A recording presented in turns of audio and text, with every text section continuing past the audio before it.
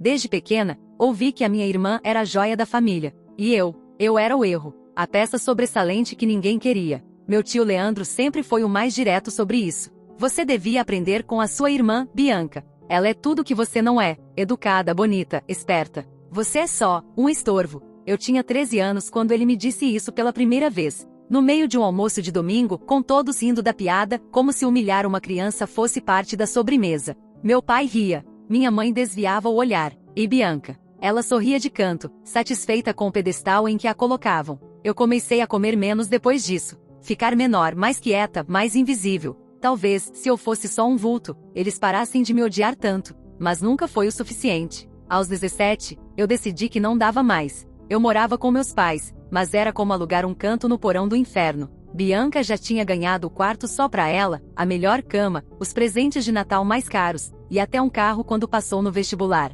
Mesmo que fosse uma particular caríssima bancada com o dinheiro do nosso avô, que também, surpresa, me ignorava. Quando pedi ajuda para pagar um cursinho, meu pai olhou com desprezo. Você nem tem perfil para faculdade, Letícia. Arruma um emprego. Você tem mãos boas para limpeza. Limpeza. Engoli em seco. Saí de casa 2 meses depois com uma mochila rasgada, R$ 100 e o número de uma colega da escola que morava sozinha e topou me ceder o sofá por uma semana. Passei fome. Chorei noites seguidas. Mas pela primeira vez, estava longe da sombra sufocante da minha irmã e do escárnio do meu tio. Foi num subemprego, lavando pratos num restaurante de beira de estrada, que conheci a Camila. Uma mulher dura, tatuada que me deu carona numa noite de chuva e virou a mentora que eu nunca tive. Você é forte, guria. Só tá ferida. Mas ferida não é sinônimo de fraca. Com ela, descobri algo que ninguém nunca me disse. Eu era inteligente. E mais importante, tinha garra. Voltei a estudar à noite, enquanto trabalhava em 2 empregos durante o dia. Passei num vestibular público, jornalismo, e contra todas as estatísticas que minha família adoraria ver se confirmarem, comecei a subir. Me tornei repórter, depois apresentadora de um canal local. E em pouco tempo, virei rosto de uma campanha de saúde pública que viralizou. A vida começou a me sorrir, mas como sempre, era quando eu começava a respirar que vinham tentar me afogar de novo. Foi no meu primeiro evento grande como palestrante que tudo desabou. Um dos temas era Superando o Impossível, histórias reais de reconstrução. Eu aceitei com relutância. Não queria bancar a vítima, nem parecer piegas. Mas o cachê era bom e eu precisava me firmar na área. O que eu não sabia é que Bianca também estaria lá, como mediadora. E ela não só me reconheceu, como fez questão de lembrar da nossa história, mas não da forma certa. Ela começou a palestra com um discurso emocionado sobre como ter uma irmã com dificuldades emocionais ensinou ela a ter empatia. Eu quase vomitei no camarim. Quando subi ao palco, minha mão tremia. Mas olhei para aquela plateia e decidi, se eu não contasse a verdade ali, não contaria nunca mais. Contei tudo. Falei das humilhações, do abandono, da dor de ser invisível na própria casa. Sem citar nomes, mas pintando cada ferida com precisão cirúrgica. A plateia chorava. Eu também. E quando desci do palco, encontrei uma fila de gente me esperando para abraçar, para dizer que minha história era a deles também. E no fundo da sala, parado, emburrado, com uma sacola de mercado na mão, estava meu tio Leandro. 10 anos tinham passado desde que ele cuspiu na minha dignidade com frases como "você nunca vai ser nada". Agora, ele estava magro, com olheiras profundas, e sem um pingo de arrogância. "Letícia, oi, eu vi tua palestra. Eu tô passando por uns perrengues. Tu acha que pode me ajudar com umas contas? Cortaram a luz lá de casa. Tô sem conseguir trabalhar". Eu ri, mas não foi um riso de deboche. Foi um riso doído, de incredulidade. Ele queria que a fracassada salvasse a pele dele. Ele, que riu quando minha mãe me expulsou de casa aos 17. Ele, que me dizia que eu devia varrer chão porque era tudo o que eu servia. Fiquei olhando para ele em silêncio por alguns segundos. E aí respondi, com a voz firme: "Você me deve muito mais do que uma conta de luz, tio. Mas eu tô curiosa. O que aconteceu com toda a tua certeza de que eu nunca ia vencer?" Ele baixou os olhos. Envergonhado? Talvez. Ou talvez só envergonhado por precisar de mim. Mas antes que eu pudesse decidir o que fazer, recebi uma notificação no celular. Era uma mensagem de Bianca. "Letícia, preciso falar com você. É urgente. É sobre o tio Leandro. Por favor, me atende." Por um segundo, meu estômago gelou. O que ela queria agora? E o que exatamente estava acontecendo com ele? O celular ainda vibrava na minha mão. A mensagem de Bianca tremia na tela como uma ameaça velada, e o ar ao meu redor parecia ter ficado mais denso. "É sobre o tio Leandro. Por favor, me atende." Curioso como ela usava a palavra tio como se fosse um título sagrado, como se ele não tivesse sido exatamente o motivo da minha fuga de casa. Por instinto, bloqueei a tela. Respirei fundo. O Leandro ainda estava na minha frente, tentando parecer humilde, mas a forma como ele evitava meu olhar era a mesma de quando me chamava de caso perdido, no meio dos almoços em família. Você tá me ouvindo? Ele perguntou, a voz falha, tentando parecer mansa. Eu sei que a gente teve uns problemas, mas é família, né? A gente briga, mas no fim se ajuda. Família. Essa palavra me feria mais do que qualquer insulto. Minha garganta secou. E por um segundo, pensei em cuspir tudo de volta na cara dele. Cada noite de fome, cada madrugada em que tremi num colchão no chão sem saber o que seria de mim. Mas me contive. Você tá precisando de quanto? Perguntei, seca. Ele pareceu respirar aliviado. Uns 400 resolve por agora, só até eu conseguir fazer uns bicos. Eu tinha 400 na carteira. Podia dar. E era justamente por isso que eu não queria dar. Porque ele não merecia. Porque aquilo seria apagar com dinheiro um incêndio que ele mesmo acendeu, e por pura crueldade. Mas, eu também não queria carregar culpa. Nem peso. E no fundo, algo dentro de mim ainda precisava provar que eu era melhor. Melhor que ele. Melhor que todos eles. Tirei as notas da bolsa e entreguei. Ele ficou surpreso. Não pela ajuda, mas por eu ter esse dinheiro todo ali, como se ainda me enxergasse como a adolescente miserável que pedia moedas para passagem. Obrigado, Letícia. De verdade. Você mudou. Tá diferente. Tá bonita, inclusive. Essa última frase me fez rir. O elogio falso, a tentativa de suavizar anos de veneno. Dei meia volta antes que meu sangue fervesse. No táxi de volta, a mensagem da Bianca não saía da minha mente. Não pela urgência, mas porque ela nunca me procurava, a não ser que precisasse. Ainda assim, resolvi ligar. Ela atendeu no segundo toque. Finalmente. Tava ficando desesperada. O que foi? Perguntei, fria. É sobre o tio. Ele tá doente, Letícia. Descobriram que ele tá com um tumor no intestino. E avançado. Ele não quis contar pra ninguém da família, só fui saber porque o hospital ligou procurando um parente responsável. Eu não sou parente responsável de ninguém, cortei. Ela suspirou, mas insistiu. Ele tá sem plano de saúde, sem dinheiro, sem nada. E se recusa a aceitar internação pública. Disse que só confia em você. Que você foi a única que estendeu a mão. Quase engasguei. Confia em mim? O mesmo homem que me mandou lavar privada porque era o máximo que eu conseguiria. O mesmo que me disse aos 16, que mulher que sai de casa cedo acaba em esquina. Letícia, sei que você odeia ele. Mas, ele não tem ninguém. E eu também não sei o que fazer. Eu não tenho dinheiro pra isso. Ah, claro, a perfeita Bianca. A filha querida. A herdeira emocional da família. Sempre rápida pra aparecer como salvadora. Mas só quando a conta não caía no colo dela. Ele tá onde agora? Perguntei. No pronto-socorro da Zona Oeste. Mas precisa ir pra um hospital particular urgente. E por que você não leva? Silêncio. Depois da confissão. Porque ele não quer me ver. Disse que errou com você. Que queria tentar consertar. Senti um nó na garganta. Mas não era de comoção. Era de raiva. Naquela noite, encostei a cabeça no travesseiro e fiquei encarando o teto escuro. Lembrei das vezes em que pedi ajuda, mesmo chorando baixinho. Das vezes que implorei para que me olhassem, e o Leandro virou o rosto, fingindo não ouvir. Agora ele queria minha compaixão. Queria que eu limpasse as merdas que ele espalhou por décadas. E eu sabia que ia acabar fazendo. Porque, no fundo, ainda era a menina que esperava que alguém notasse que ela valia alguma coisa. Fui até o hospital no dia seguinte. Ele estava no leito, pálido, menor do que eu me lembrava. Os olhos fundos, sem aquele brilho arrogante. Quando me viu, chorou. Eu fui um merda com você, Letícia. E você não merecia. Você era só uma menina tentando ser amada. Aquelas palavras me quebraram. Porque eram verdade. E porque vieram tarde demais. E agora quer meu perdão? Perguntei. Ou quer meu dinheiro? Ele abaixou a cabeça. Eu os dois. Silêncio. Eu senti um gosto amargo na boca. Sabe o que eu queria? E continuei. Que um dia você tivesse defendido uma vez. Que tivesse dito, ela tem valor sim. Que tivesse me estendido a mão quando ninguém estendeu. Ele chorou mais. Mas eu não chorei com ele. Vou pagar seu tratamento. Porque não sou como você. Mas não espere visitas, nem abraço. Isso aqui não apaga o que você foi. E saí da sala sem olhar para trás. 2 dias depois, fui chamada na direção do hospital. O médico me esperava com um envelope na mão. Ele deixou isso registrado para você. Pediu para entregar caso algo acontecesse. Assinei os papéis confusa. Abri ali mesmo. Dentro havia apenas uma carta. Escrita à mão. Com a letra tremida dele. Letícia. Se você está lendo isso, é porque não consegui vencer essa última batalha. Eu sei que não mereço nada de você. Mas há algo que ninguém mais sabe. E você precisa saber. Não fui só cruel por ego. Fui cruel por medo. Porque quando você nasceu, houve um segredo que a família escondeu, e que talvez explique por que sempre trataram você como alguém descartável. Fale com a sua mãe. Ela sabe. Me perdoe se puder. Leandro. Meu corpo inteiro arrepiou. Segredo? Medo. Minha mãe? Saí do hospital com as pernas bombas. Algo estava muito, muito errado. E a única pessoa que podia esclarecer era a mulher que me expulsou de casa aos 17 sem olhar para trás.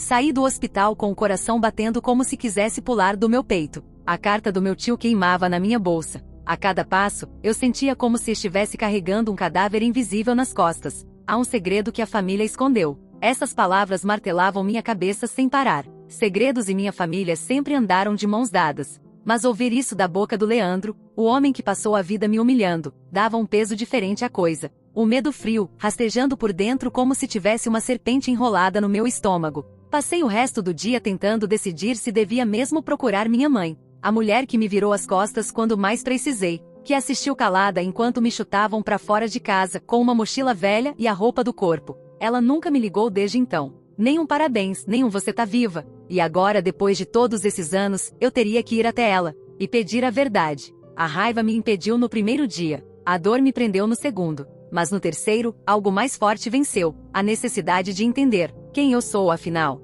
E o que eles esconderam de mim. A casa onde cresci estava do mesmo jeito. Portão de ferro enferrujado, parede com infiltração, jardim seco. Só que menor. Muito menor do que eu lembrava. Era como se minha infância tivesse vivido numa lente de aumento, onde o medo tornava tudo gigante. Toquei a campainha e por um segundo, quis fugir. Mas a porta se abriu. Minha mãe, mais velha, com rugas fundas no rosto. O cabelo tingido de castanho escuro, preso num coque apertado. Ela me olhou como se estivesse vendo um fantasma. Letícia, precisamos conversar, eu disse. Ela hesitou, mas abriu a porta. Entra. O cheiro era o mesmo. Feijão velho, produto de limpeza barato e uma pitada de mofo. Entrei com o estômago revirando. A sala carregava lembranças como fantasmas. O sofá onde chorava escondida, o tapete onde Bianca dançava para receber aplausos. A parede onde bati com a cabeça no dia em que meu pai me empurrou dizendo que eu estava fazendo drama. Nos sentamos. Ela ficou me encarando, sem saber o que dizer. Fui direta. O Leandro morreu. Ela empalideceu, mas não chorou. Apenas piscou devagar, como quem absorve uma sentença. E antes de morrer, deixou isso. Tirei a carta da bolsa. Disse que existe um segredo sobre mim, que você sabe. Ela congelou. Mãe, me diz a verdade. Agora. Porque eu juro por Deus, se você mentir, eu levanto daqui e nunca mais olho na sua cara. Ela levou a mão ao peito. Respirou fundo. Por fim, disse. Não era para você saber disso. Nunca. Saber o quê? Ela baixou os olhos. Que você não era para ter nascido. As palavras caíram como uma tijolada. O quê? Quando eu engravidei, descobri muito tarde que eram gêmeas. Mas, houve complicações. Seu pai queria só uma. Tinha medo do custo, da responsabilidade. Disse que se fossem duas, a gente não ia conseguir criar, que a gente mal dava conta de um filho. E Bianca? Bianca era mais forte no útero, com mais batimentos, mais ativa. E eu? Minha voz saiu trêmula. Ela engoliu seco. Você era considerada fetalmente inviável. Os médicos sugeriram aborto seletivo. Seu pai quis. Eu também, pensei. Mas era tarde demais. Você nasceu fraca. Fizeram incubadora. Disseram que talvez você não sobrevivesse. Senti o mundo girar. E quando eu sobrevivi? Foi aí que começou o erro. Seu pai nunca te aceitou. Disse que a gente devia ter escutado os médicos. Que a vida ia cobrar caro por isso. As palavras dela cortavam como navalhas. Eu era um erro biológico. Um desvio de rota. Então por isso me tratavam como lixo. Ela chorava agora, as mãos no rosto. Eu tentei amar vocês duas. Mas, eu falhei. Seu pai fazia questão de deixar claro que a Bianca era a filha certa. E o Leandro, bom, ele foi o primeiro a aderir a essa narrativa. Disse que você ia acabar como um peso morto. Que era melhor nem dar carinho. Que era desperdício. Minha cabeça doía. A carta. O desprezo. A rejeição. Tudo fazia sentido. Um sentido cruel, torpe, nojento. Levantei do sofá. Você deixou isso acontecer. Você me entregou a crueldade de vocês todos e ficou olhando.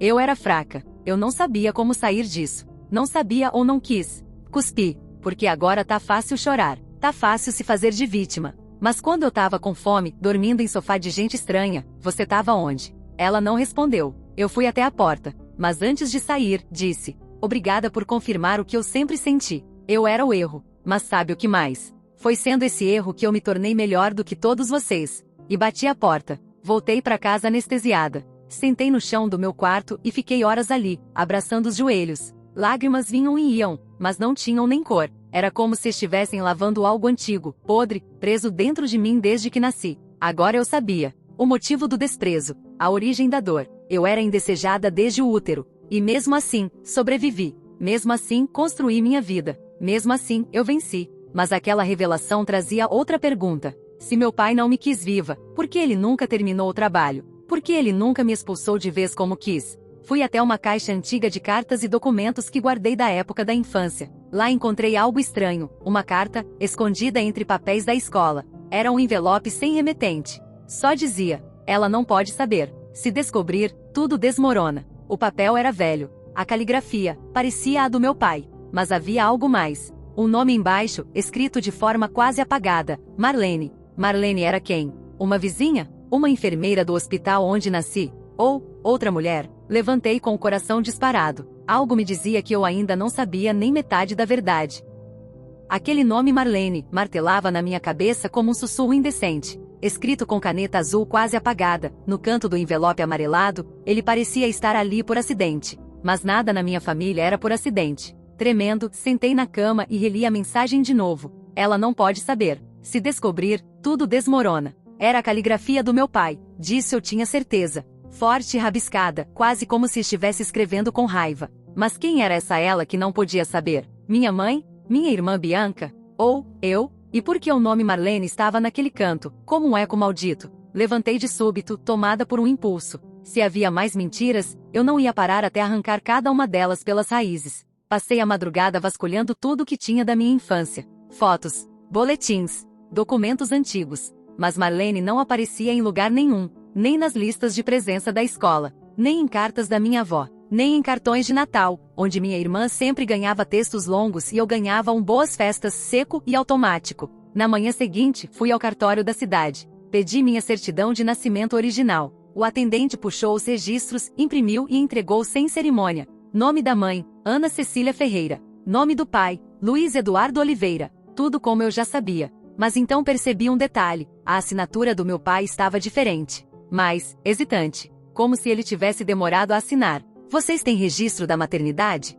Perguntei. Nome do hospital onde eu nasci? O atendente digitou mais algumas coisas no sistema. Aqui diz que você nasceu no Hospital Santa Clara. Santa Clara. Fiz uma busca no celular ali mesmo. O hospital ainda existia, mas agora era uma clínica particular. Peguei um táxi na hora. A adrenalina era tanta que eu nem percebia o tempo passar. Chegando na recepção, fui recebida por uma mulher sorridente que parecia não ter mais de 25 anos. Expliquei que queria informações do meu nascimento. A senhora tem mais de 18, certo? Ela perguntou, protocolar.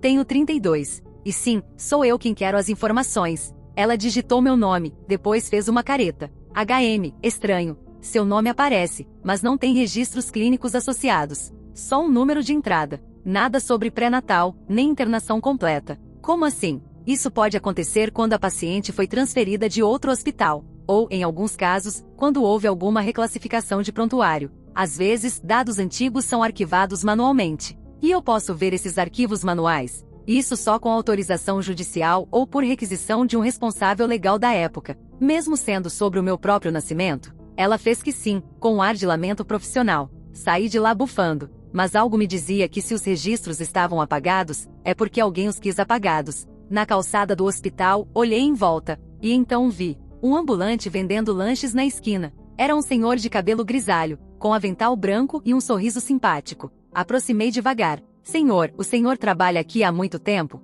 Ele me olhou curioso. Há tempo é apelido. Tô aqui desde que esse hospital ainda era maternidade. Meu coração acelerou. O senhor lembra-se, há uns 30 anos, tinha alguma enfermeira chamada Marlene trabalhando aqui? Ele franziu a testa, pensativo. Marlene, loira, baixa, brava que só ela. Talvez. Tinha uma Marlene aqui sim, mas não era enfermeira não. Era auxiliar de internação. Fazia o meio de campo entre os quartos e o setor administrativo. Sumiu do nada. Uma semana ela estava aqui, na outra já tinha pedido demissão. O senhor sabe por quê? Na época, rolava um zum zum zum. Que ela tinha se metido num caso com um dos pais de um recém-nascido, e que a mãe descobriu. Foi um escândalo. Diziam que ela ameaçou contar tudo, que tinha visto coisas erradas. Depois, sumiu. Meu corpo gelou. O senhor lembra o nome do homem? Não, só que era casado. E riquinho. Riquinho. Meu pai era comerciante, dono de 2 lojas de autopeças na época. Sempre bancou o importante, mesmo sem ser rico de verdade. Voltei para casa com a cabeça a mil. Marlene não era qualquer pessoa. Ela viu algo, descobriu algo, e foi silenciada. Mas o quê? À noite, recebi uma mensagem inesperada. Era da minha prima, filha do Leandro. Oi, Letícia. Fiquei sabendo que você viu meu pai antes dele morrer. Tem algo que talvez você deva saber. Encontrei umas coisas no porão da casa da minha avó.